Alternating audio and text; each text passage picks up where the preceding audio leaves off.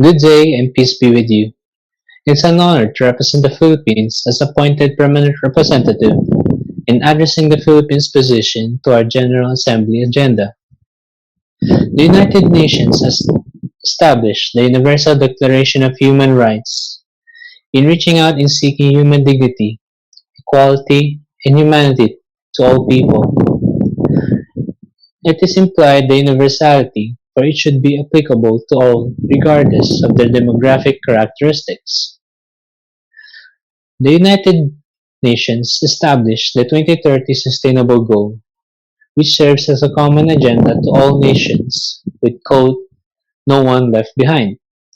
However, it is not applicable to all nations, or it is not practiced globally, specifically gender equality and LGBT rights. The Philippines stance on this was through their women's rights, which serves as their stand to their gender equality.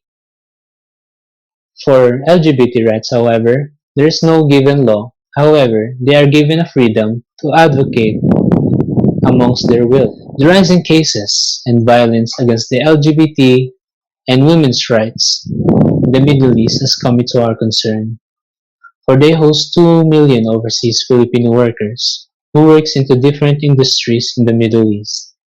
The Philippines stance does not desire to intervene to any political practices or against their religious beliefs in the Middle East.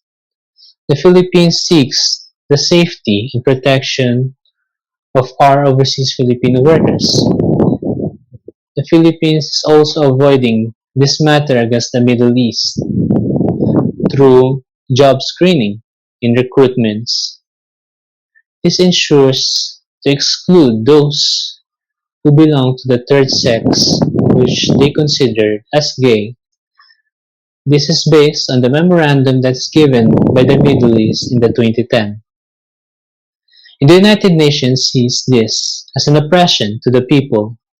This includes disregarding the importance in human lives, silencing of freedom of speech, and banning of organizational and human rights.